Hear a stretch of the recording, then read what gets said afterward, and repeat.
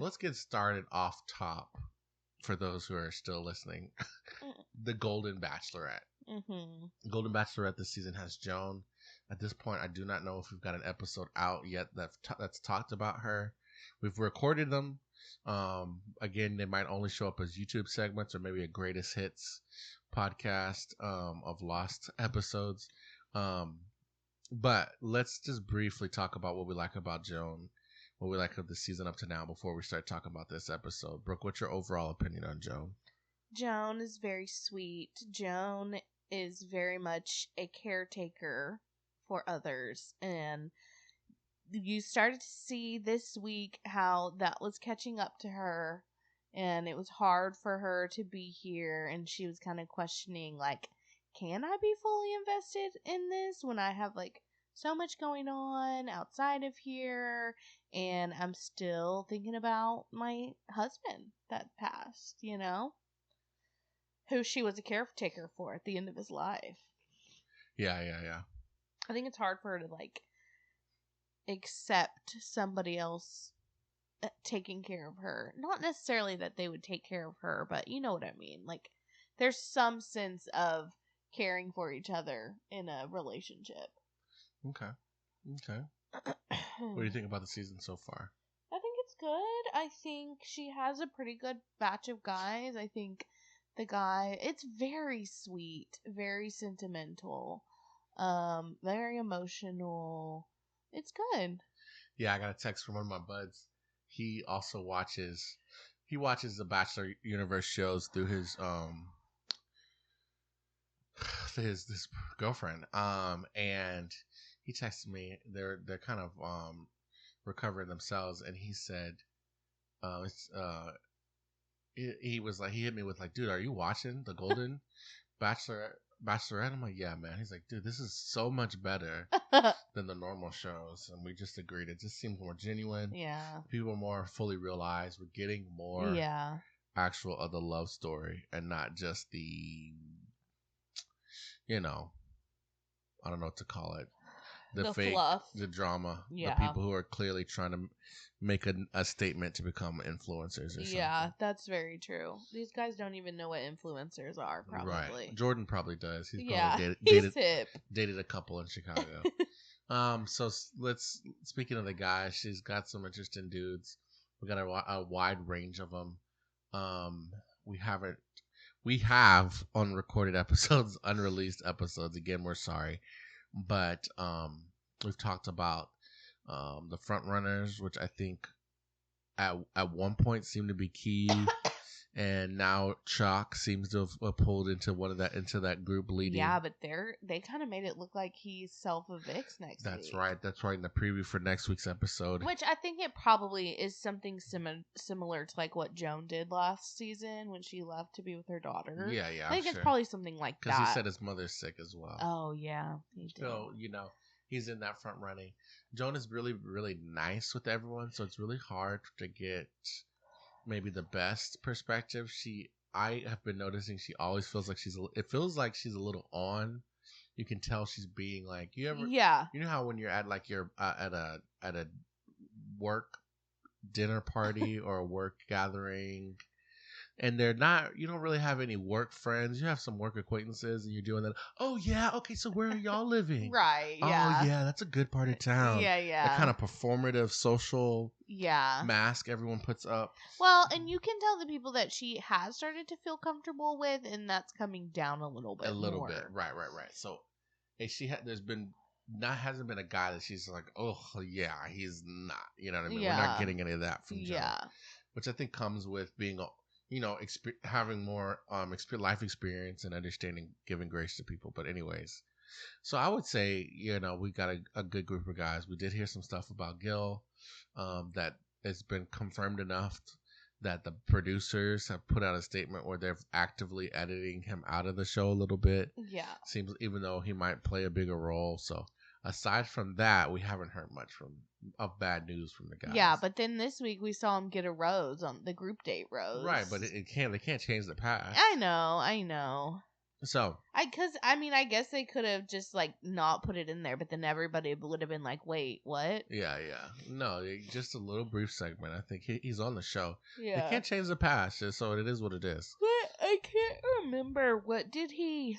He told her a story about his daughter, but what was the story? I can't remember. I didn't pay attention Oh, because because you already know. yeah, I knew it was inconsequential. Yeah. It's kind of obvious he doesn't win if they're saying stuff like, yeah, we're gonna edit him out the show. Yeah. So yeah, good group of guys. So let's get into this week specifically. This week we had a group date and 2 one-on-ones. Yeah. We found out that our first one-on-one was going to be Jonathan. He wasn't too. No, Pascal. Was he the first one? Yeah. Pascal was the 1st one? That's right, because they went to Vegas. Yeah. And had a hotel Their room whole date took place in a hotel room. Or yeah, in the hotel, because I think they went out to dinner or something. Yeah. What did they do? They just like tried on clothes. I thought it was lame. I'm not gonna lie. Yeah. But who was the guy that came? Wayne Newton. He's Yeah. famous in Vegas, and maybe they did some more stuff that ultimately didn't make the edit. It wasn't as interesting, you know. Yeah. But this is the Golden Bachelor franchise and Bachelorette, and the dates are a little lower stakes than jumping out of an airplane. Well, true. You know, and all the crazy stuff that they do on the mainline shows. True. She was very scared when she did go on her one-on-one date with Jonathan about the horse. Yes. She was scared about riding horses. Right. We'll get to that. But with Pascal, she was, they danced, they did dress up. That was interesting. Yeah. Pascal's whole thing is like he really talks about how much money he has and right the luxuries that he has in well, life. I would not say he's always talking about how much money he has. It's more he's just talking about what he doesn't do. Like, I don't fold clothes, I don't cook, I don't clean. You know what I'm saying? You don't have to be rich to do that. But he definitely seems to have money or be well off. Yeah. Now, here's interesting. I don't remember a thing. It's been a couple days since it aired on Wednesday. I do not remember one thing about their dinner date. Well, what I have written down is she thinks he's really into her, and in parentheses, I don't. Yeah. She literally was like in the moment or one-on-one. She was like, she's like, he's really into me. I can really tell he's really into me. And it doesn't feel real to me. I don't know why. Well, Pascal seems like the way he interacts with women that he's at least, dating or pursuing is very complimentary. He's kind of, I wouldn't smooth talker almost has a bad connotation, but he's very complimentary, I guess is what I said. Yeah. And, he's, a lot of guys maybe aren't like that. Like Chalk seems very respectful. You look very nice and kind of leave it at that. It's good. I'm good with hanging out with it. And then, however, Pascal, it seems like, oh la la, oh my gosh, you look beautiful. You know what I mean? Oh my, that way they dress, you know what I mean? Is like, and that if that's not what she's used to, I could see how that. But it does feel like it feels like kind of surface level but maybe we're reading it wrong. Maybe he is very into her. True. Man, I feel bad because I'm always like, man, you listen to a podcast and they don't even remember the episode they watched. We were in such a fog of sickness that I don't remember I don't think I was sick that when we watched that, but you had stayed home with our sick son all day. Yeah. So, that's our analysis. We don't think he is as into her as she thinks he is. But we're getting a lot of like clips of the guys at home that I love. We had Charles and Gary went on a little shopping trip. Yeah. To get some eye mask and earplugs and to help with the lack of sleep that's going on. Mm-hmm. And the snoring. Right. So that was pretty cute. And yeah.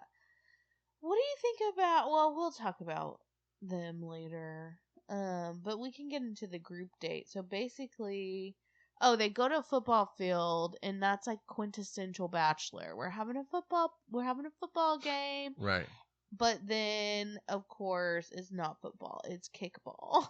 Right. And these guys were such good sports and so into it. Right. Very competitive. And very, like, making fun of themselves for how, like, much they were getting hurt. Or, like, how, You know, it was interesting in that it was very good, healthy competition.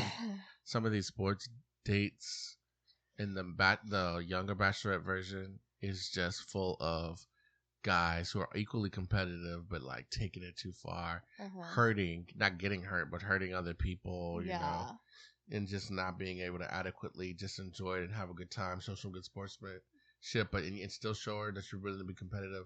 But you saw that more from these guys, and maybe it's just because they don't have that athletic edge that they used to. Right. Know?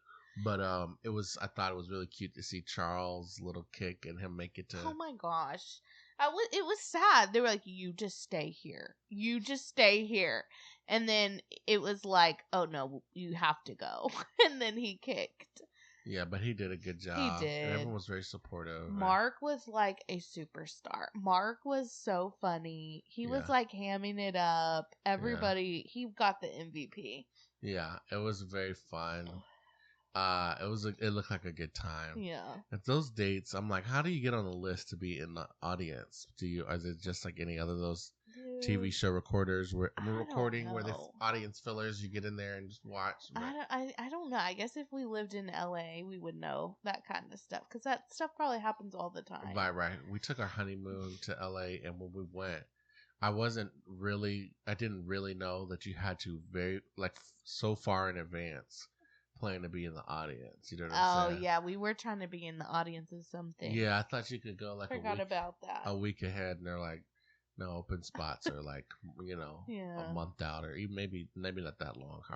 However long it was, and so maybe next time we're going to be in the area, we need a plan to be. I'm down on one of the people cheering for one of these Bachelorette shows. I'm down.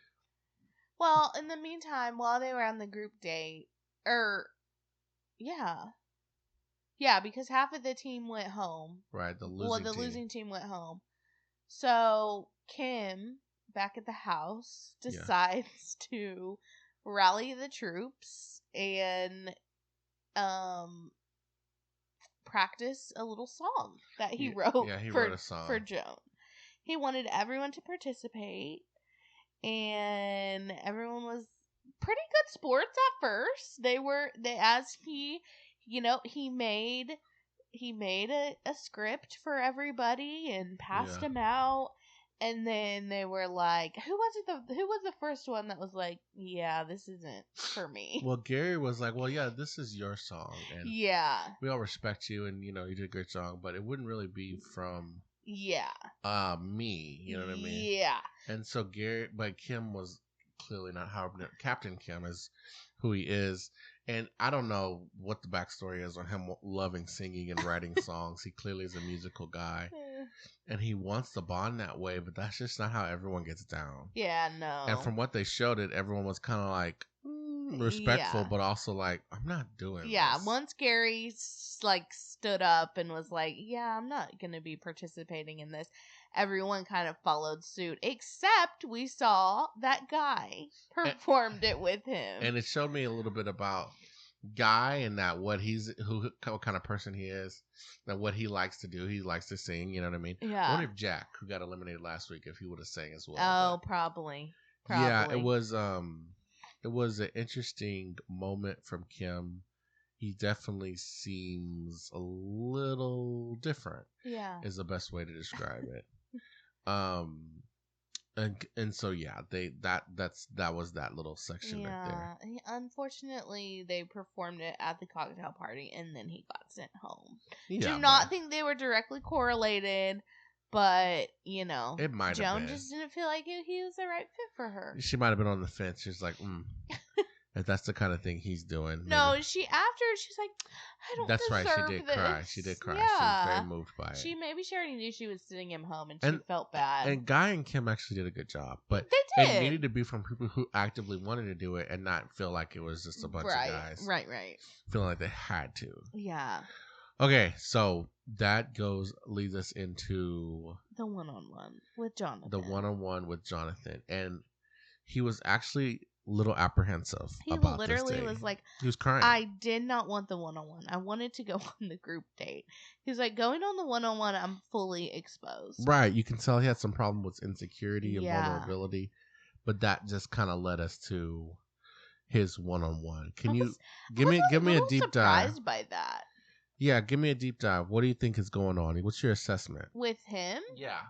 I think that he is maybe still working through what he has with his ex, like because he told that story about how she just woke up in the morning and like had told him that she had decided to leave him, divorce him, which granted that's only, we're only getting his one side of the story, so we don't really fully know like what truly went down, but it sounds like that he's definitely still affected by that.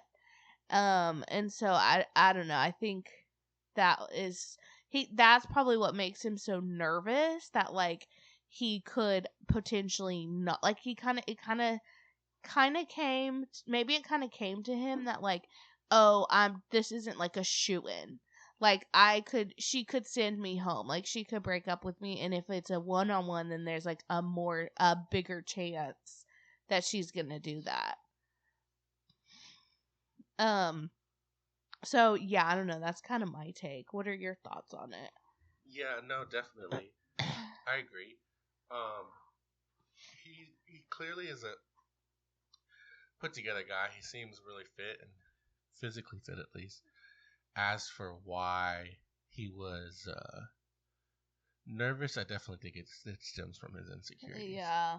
Now their date was just kind of him riding the horses. It was beautiful scenery. I don't know exactly where they were, but it was really beautiful.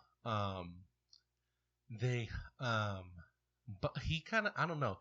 They didn't seem like naturals on the horses, and she was especially scared. Yeah, she was like nervous, so she didn't really. She said she'd been bitten by a horse once, and she like never wanted to be on a horse again.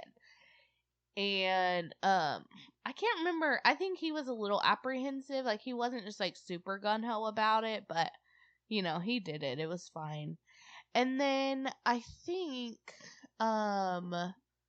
well, yeah, I was surprised. It seemed like it was a really short date because they didn't even have like a dinner portion. They just had the riding the horses, and then they had like a little picnic.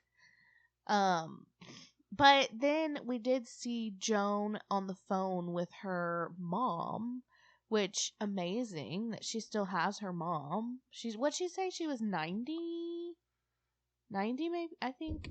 And she was like, her mom was really sick, and she was like saying how on the date she started really worrying about her, and like, oh, should I be there? Like I should be there for her and all this stuff. And then she was kind of saying too that she saw a hawk, and that was like the bird that she saw after her husband passed, and her kids would be like, oh, that's dad, he's visiting you. Right. And so that kind of like, I don't want to say threw her off her game, but that's kind of what it was, because that's kind of what made her be like, oh, like, am I ready for this? Like, oh, but then actually it was more of like, oh, I need to be more vulnerable with you guys. Like, I need to be more open with y'all. Like, this is what I've been experiencing today, and so, that's just where I'm at. Right. Yeah, it was kind of an understated date. He opened up a lot about his divorce, and how the suitcasing, the unzipping of it sent him back to that moment. Mm-hmm. But ultimately, I think she appreciated that he was willing to open up about it with her, and that allowed their relationship to grow. But I didn't see fireworks. I didn't see anything from her like it was on her other one-on-one date with Chuck, or even her brief interactions with Mark and Keith. It just seems like she was like, okay, yeah, he seems like a good guy. She did say she could, see a future with him, but that could have just been like, I didn't see anything until, but now I can see a little bit of something. But Yeah. I think the main focus is, like you said, her realizing, man, she really does miss. And I think it's not that she didn't know that, but just like being willing to say, like, I actually do really still miss Yeah. my deceased spouse, and I don't know if I'm ready, even though I'm doing this. Yeah. So, which lead into the night of her deciding to be as vulnerable with her guys as they had been with her. Uh-huh. All the guys have been sharing stories. Charles has been sharing stories about how he feels about his wife. That was a very touching moment where he revealed to Guy and then later to Joan that the seeing the blood on his wife's mouth had been I don't want to say torturing him, but he'd been thinking about it for years and thinking maybe it was the result of something he could have done or prevented. But Guy seemed pretty confident that when she fell down, I believe was it a stroke or a cardiac or whatever? It was it was an aneurysm. Right, aneurysm. She bit her tongue, and that's where the blood was causing the blood. And it seemed like that really meant a lot to him to kind of have that reassurance. But yeah, I think he's clearly struggling the most with kind of moving past the loss of his wife. Oh, definitely. He's brought it up, and rightfully so. Yeah, I talked about it how there's been a lot of sorrow in the discussing of these deceased spouses, right? And which deservedly so. I think most people who would lose their spouse at any point see it as like a deep loss, and maybe it's the edit, but we haven't got. It seems like we've got way more sorrow than we've got. Oh, but it was a beautiful life. We had so much fun. Yeah. And I don't know if that's just the reality of how grief is when it comes to losing a spouse, or if it's just how it ended up with these selection of people. Either way, it was touching and heartwarming to see him kind of have that weight lifted. Yeah. And he shared that with Joan, and she appreciated that. Yeah. So she shares with the guys that she's feeling a similar thing. She doesn't know if she's ready. Right. And I thought that was probably the realest thing a lead has done in a long time. Yeah, for sure. For sure. And she just was for the most part, they all responded very well. I think, who was it? I know Chalk kind of then went into his issues with his mom being sick. Right. And then I was trying to think. There was another response that I felt like was really nice. Gary wrote a prayer. Yes, that's what it was. For her mother, yes. And they read it together. It was very sweet and thought out. So he had the prayer framed and he read it to her, and it just was very genuine, very heartfelt, and very much like, I want to provide comfort and support, and this is how I do it with prayer, and so I hope it's helpful to you too. Oh, for sure. Yeah, it was very touching. He's also really eloquent. Mm-hmm. It wasn't, not all okay. Not that the eloquence of your prayer has anything to do with the effectiveness. That's not what I'm saying. Mm-hmm. But I just liked how he wrote it. Yeah, you can tell it was a real gift to hear him. Yeah. Now, that being said, she and Gary's relationship is given the most friend vibes. Like, I could see her and Gary being friends after this. Yeah. But I have yet to see maybe a romantic spark. Yeah. Gary is the kind of guy. Well, not he's the kind of guy. The relationship they have, and this is very, very specific. Like, I feel like if they had been working the same job together, they would have been like work besties, but also just like I could have seen them being companions for each other without the romantic aspect. Yeah, that's fair. You know how sometimes you ever see this like dynamic where older people have someone who are single, have someone they'll go do stuff with, but it's not necessarily them dating. Sure, yeah. You know what I mean? Like, if they just need somebody to go. Yeah. to the movies with because it's Sure. lonely. You know what I mean? Yeah. So that's what I'm feeling with them, and they both seem to they're great people. Mm-hmm. Agreed. He got a rose. Yeah. Charles got a rose. Yeah. I think that's a Yeah. producer rose. I think the only kind of upset we had, which not even really, but Kim did not get a rose this week. Yeah, I didn't think Kim was going to get a rose. I mean, I know, but he definitely was a character on the show. Like, Yeah. he had a lot of screen time, so. Yeah, I forgot the song they sang. Something We're about the Golden Bachelor. Boys. Yeah, like something, whatever. The Golden, I don't know. Yeah, so that's that. Now, we talked about the preview, what's coming up next. And we'll keep watching, see Joan's love story, see if she can get, I don't want to say pass. That's another thing. I like how she said it being 100%, 80%. Mm-hmm. You know what I mean? I don't know. She may never get to 100%. Give 100% of herself to someone, but let's see if she can get enough, and that person can receive enough that the relationship works out. Yeah.